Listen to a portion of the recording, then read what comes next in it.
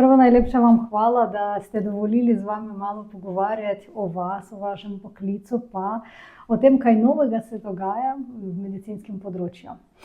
Ali lahko začnemo naš pogovor s tega, me je vedno zanimalo, kako zdravniki si izbirajo poklic. Ali ste sanjali o tem poklicu ali kako je prišlo do tega? Ja, torej, ko sem bil v gimnaziji, v srednji šoli, šel sem v eno zelo resno gimnazijo, to je klasična gimnazija v Zagrebu, ki je najstarejša gimnazija na Balkanu.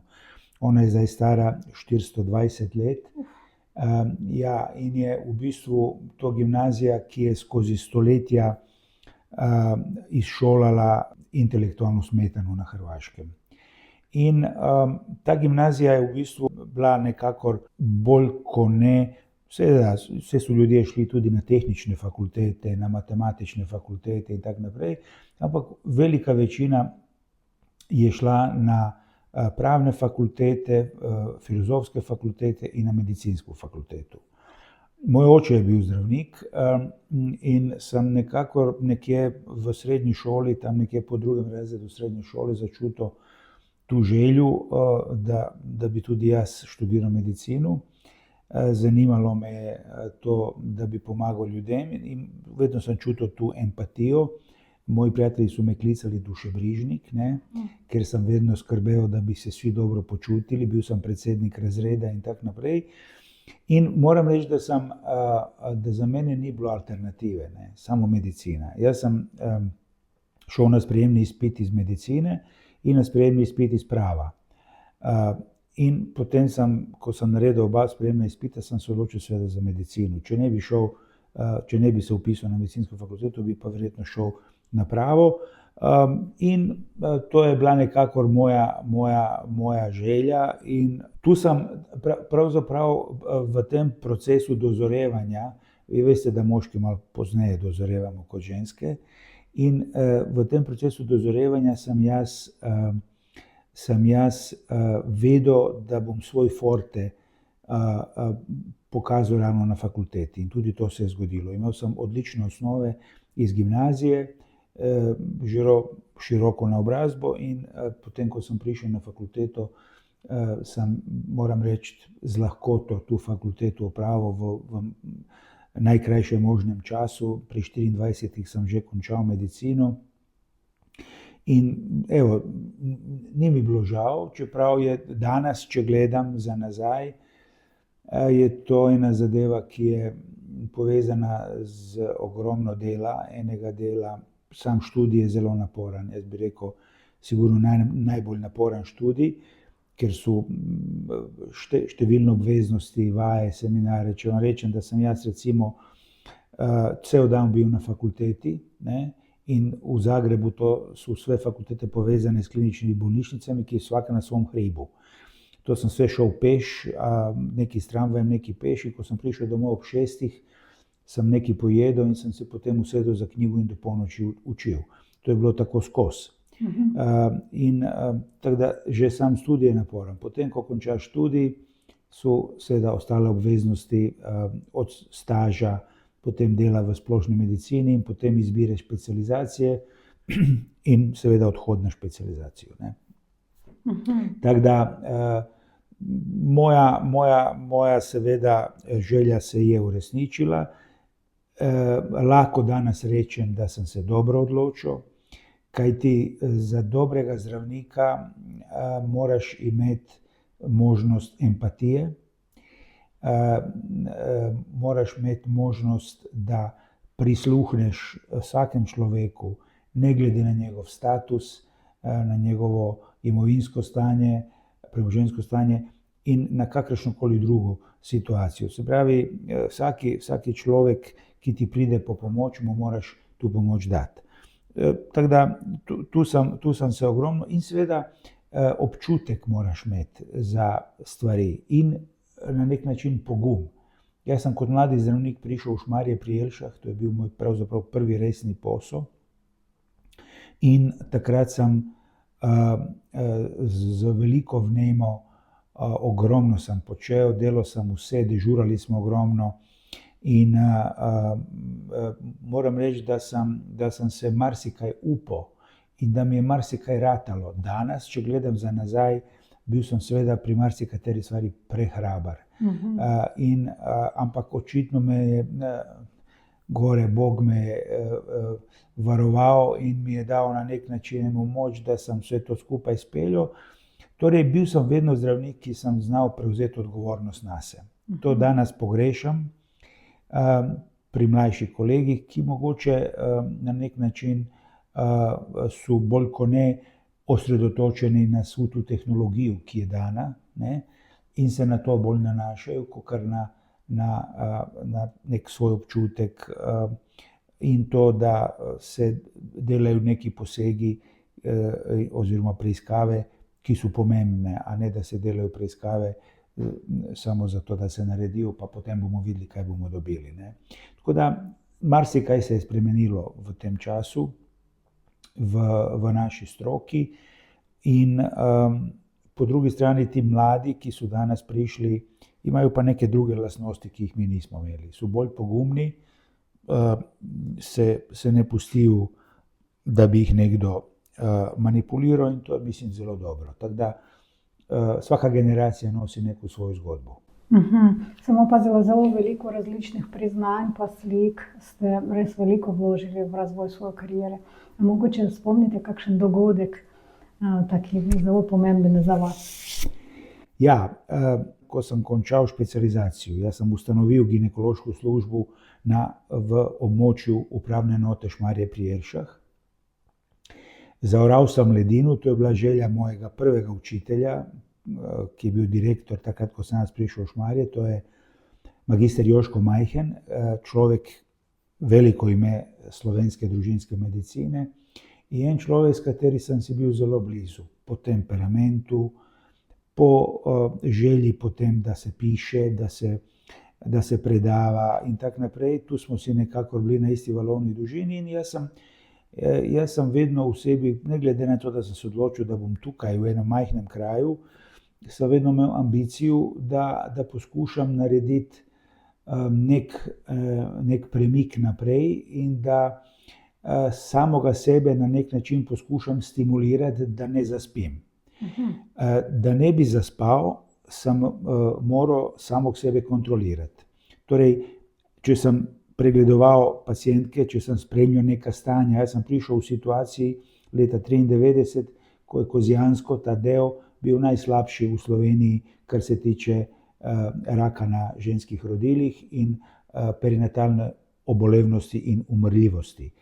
Seveda to je trebalo porihtati. In potem sem začel spremljati, beležiti te stvari in sem seveda po 10 letih publiciral v naši strokovni reviji, kakšna je bila situacija s rakom na materničnem vratu, preden sem jaz prišel ustanovil službo in kakšna je 10 let potem, ko sem redno tukaj delal, ne. In malo po malo sem v bistvu na nek način s tem, da sem samoga sebe kontroliral, so se kopičile članki, objave, predavanja, pol so ti ljudje videli, da imam neko ambicijo in so me potem terali naprej. 1994 je bil moj prvi poster na Svetovnem ginekološkem kongresu v Montrealu, a leta 1996 sem imel prvo predavanje v angleščini v San Franciscu. To je bil perinatalni kongres, tudi svetovni. In takrat sem videl v bistvu, da mi se ni treba ničesar bati, da nisem nič slabši od ostalih. Angleščino sem dobro govoril, imel sem komunikativne lastnosti, da sem z ljudmi hitro navezal stik in tako so zadeve rasle. Potem, čez čas, seveda se je porodila zgodba, ker sem dobil v ambulanti več kot ne, da sem vedel, da samo ambulantno delo ni dovolj, pa sem si potem namislil, da bi jaz vendarle ohranil stik z bolnišnico in sem v splošni bolnišnici na Ptuju ves čas operiral in dežural, ne, in porajal. Tako da sem v svojem prostem času to počel, ne. To je bilo veliko dela, veliko, kako bi rekel, odrekanja, ampak želel sem ostati v kondiciji, želel sem biti polivalenten ginekolog in svojo pacientku spremljati od začetka do konca. To je bil moj namen in to je bil cilj, zato sem to tudi šel. Ta raziskovalna zadeva, ta raziskovalna ambicija, ki je v meni nekako bila, se je nekako sočasno razvijala in sem jaz dejansko v letih, ki so prihajali, razvijal neke druge stvari. Ena od teh je menopavzalna medicina, kjer sem bil ustanovitelj prvega skupnega projekta dve samostojne države. To so bile Hrvaška in Slovenija. To je bil slovensko-hrvaški simpozij o menopauzi in andropauzi. Prvi je bil v Atomskih toplicah leta 2001 in potem so na 2 leti so bili ti simpoziji, enkrat v Sloveniji, enkrat na Hrvaškem, zelo uspešni do leta 2013. Tu se je marsikaj seveda dogajalo.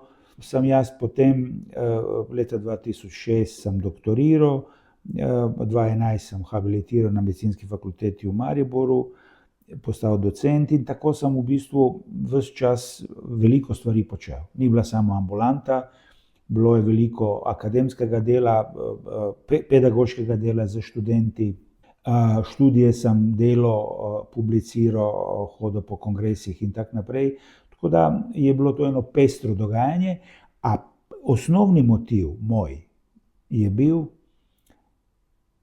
neke stvari se niso iztekle tako, kot sem si jaz mislil, da se bojo, zato sem prišel iz Zagreba v Slovenijo in sem rekel, ajde da vidimo, iz kakšnega testa si narejen, ali lahko iz vasi igraš Ligo šampiona. To je težko, ne? V fuzbalu je to nemogoče, da bi ena Rogaška igrala Ligo šampionov, ne? Ampak v neki stroki, če si daš veliko truda, če imaš talenta za te stvari in če ti dobro gre, če imaš ambicijo, da delaš na dolgi rok, mogoče bi se to dalo, ne? In sem videl, da to gre, da mogoče jaz ne morem igrati Ligo šampiona in biti med najboljšimi v tej Ligi šampiona, ampak da lahko igram Ligo šampiona, to pa lahko. In to mi je bil zadostni neko zadoščenje za vse to, kar sem počel, da se je to izplačalo. Če lahko vprašam, kaj vam je pomagalo pri tem izzivu, kaj vas motiviralo, ker občasno mogoče so dogajale kakšne situacije, ki je bilo res težko? Torej, jaz sem imel občutek, da lahko sam naredim marsikaj. Samom sebi sem najviše verjel, imel sem dober občutek. Rad sem bil porodničar, to me je zelo veselilo. Marsikdo beži iz porodne sobe, ker je stresna, ker je zahtevna in ker so številne spremembe, ki se lahko zgodijo v eni uri, ne. Meni je to vse bil izziv. Jaz sem strašno imel rad izzive in ti izzivi so me dejansko pripeljali do tega, da mi je vsaki problem, ki je bil pred mano in ki sem ga prevladal, mi je bil dodatni motiv in dodatno moč mi je dal, da sem šel lahko naprej v borbo z novimi problemi, z novimi izzivi, ne. Veste, smo različni ljudje, ne. Eni radi to počnejo, drugi ne. Ključno vlogo v tej celi situaciji je imela moja mama. Ko sem jaz bil mlad, v puberteti, in sem seveda, tako kot vsi mladi moški, rad dal glavo kot noj v pesek, pred problemom sem bežal in tako naprej. In ona meni je rekla na momentu, veš kaj, sine, nekaj ti moram povedati, ne. Življenje ni samo valcer, ne. Življenje je velika borba in prevladovanje težav. Če ti v tej borbi in v prevladovanju težav ne boš našel veselje in izziv, boš celo življenje nesrečen. Zdaj se pa moraš odločiti, ali se boš ulovil v tu zgodbo, ali boš grizel problem in ga premagoval in v tem videl neko zgodbo, da greš naprej, ali boš se umaknil, ne? Ker če se umakneš, enkrat se boš vedno umaknil. Če pa enkrat rešiš problem, ga boš vedno rešil. Malo manj težko, malo več težko, ampak ga boš sigurno rešil. In to ti bo dalo moč za naprej. In to je, moja mama je bila zelo rezolutna, Jaz sem jo verjel, zato ker tisto, kar je govorila, je sama živela. To je ključno. Tako da sem nekako v tem smislu jaz samega sebe iztreniral in niso me zanimale lahke stvari. Vedno sem želel, da je nekaj težko, da moraš premagovati. Kak je izziv? Izziv, ne? Vsi ti izzivi, vedno mi je bil nek izziv, nek projekt si zamisliš v glavi, pa gremo v ta projekt, pa je v tem projektu 1001 stvar. In spomnim se pa tudi ene stvari, ko sem ustanovil DEXA center, je bil en mlad gospod, ki je vodil eno farmacevtsko firmo. On se je šolal v Ameriki in je potem prišel nazaj v Slovenijo in mi je rekel: "Eveli, doktor Šranjič, jaz bi vam rad pomagal." Pa veste zakaj?